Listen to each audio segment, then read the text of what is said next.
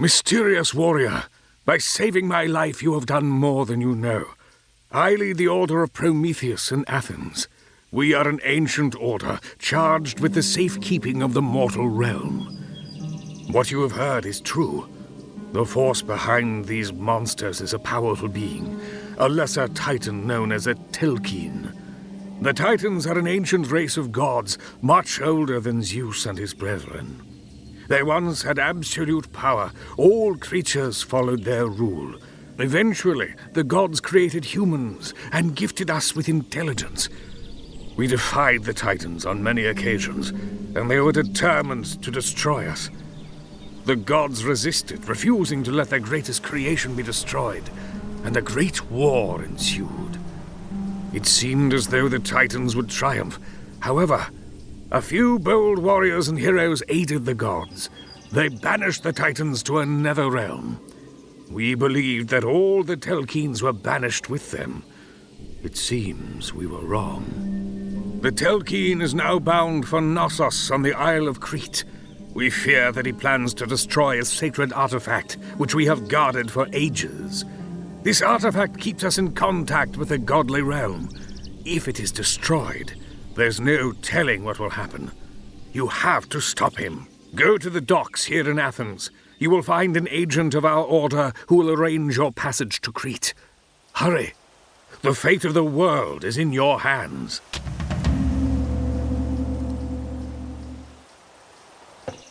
The Order of Prometheus thanks you for your great service. Do humankind one more, and stop the Telkine in Crete. Thank you, young warrior. I see great promise in you. We must act quickly. There is no telling what will happen if the Telkine reaches this artifact. Please, warrior, hurry! You must stop the Telkine! Phaedrus sent you? You're the one he's sending to Knossos? Incredible. I am the Promethean agent he spoke of.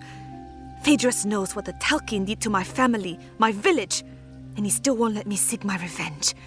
Instead, he sends you, while dispatching me on a mission to the east. I am duty-bound to follow his orders. I hope Phaedrus knows what he is doing. I suppose I wish you luck. I will see that Telkine dead, one way or another. I'll show you to your ship. I am bound east on other matters. This boat is as fast as any Greek vessel. By right, this mission should be mine. We can set sail whenever you are ready.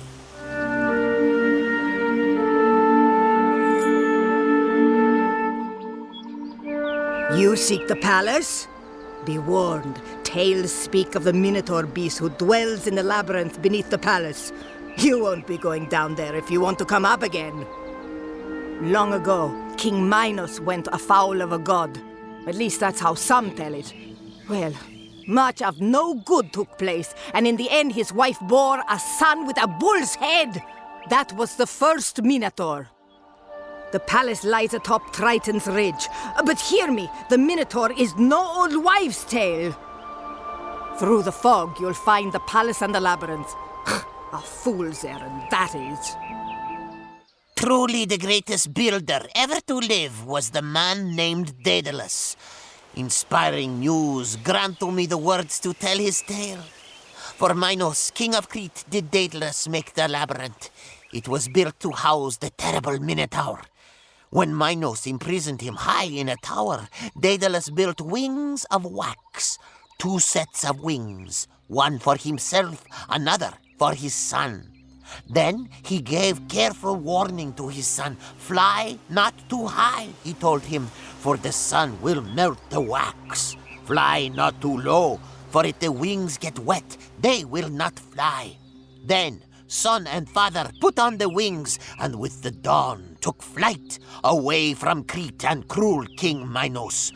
But as the day got on, young Icarus took joy in flight, and forgetting his father's words, soared up into the sky.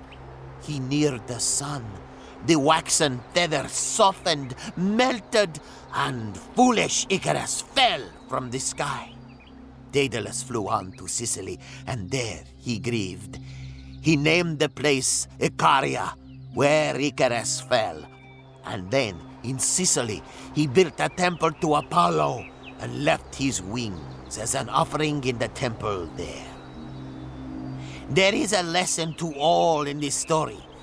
The master knows balance. He neither flies too low nor too high and reaches the far shore. The novice, in his inexperience, flies high, then falls. A short and beautiful life. People are saying that something of great power and evil came into Knossos last night. I was sleeping. I don't know what happened. When I awoke, it was to the rumbling of the earth. A foul fog had rolled in, and with it a horde of beasts, great, horrible monsters. I do not know what has happened to us. Surely we have offended the gods. I wouldn't stay here, traveler. I'm afraid we are cursed. Welcome, stranger. All is not well here in Knossos.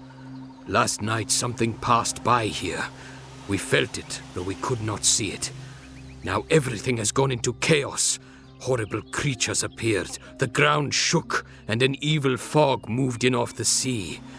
Many of us have fallen mysteriously ill, and our healer, Xanthippus, is up in the hills. Nobody has seen him for 2 days. Derdas said he saw the thing. He could barely describe it. He said it was larger than a man and reeked of an ancient evil. Whatever it was that came to Knossos, disaster followed it like a loyal hound. If only Xanthippus were here, perhaps he could heal our sick villagers. Once, long ago, the cruel tyrant Leucus seized the throne in Knossos. His bloody reign came to an end when a servant poisoned him. Some tell tales of his skeleton rising from its tomb nestled in Triton's Ridge. Well, I did not believe the tales, but I swear I saw the dead tyrant beyond this village last night. Yes, I am Xanthippus. You speak of a strange sickness, the coming of this fog. Well, I have a problem of my own.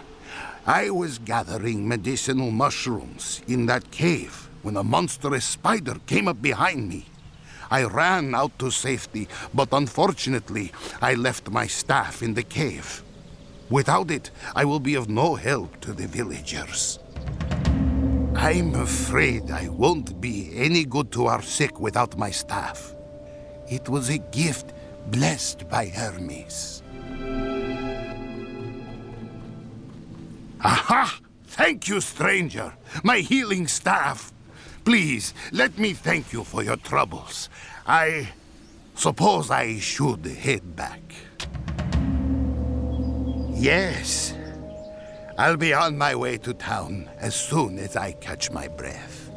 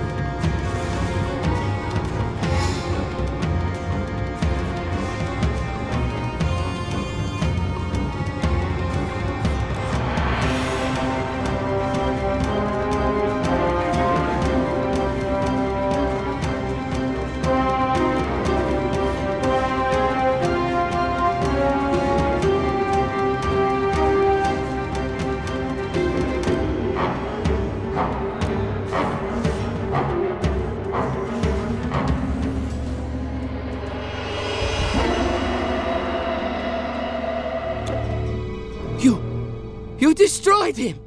I saw it all from where I was hiding. It was amazing! I still can't believe that a mortal actually managed to best at Telkine.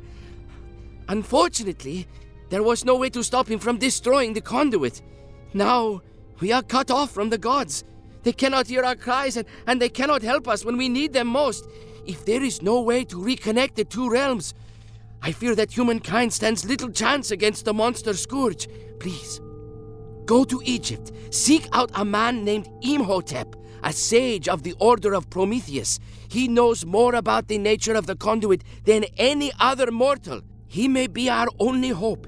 You will find him in the city of Rakotis. Take my ship. It is anchored at the river nearby.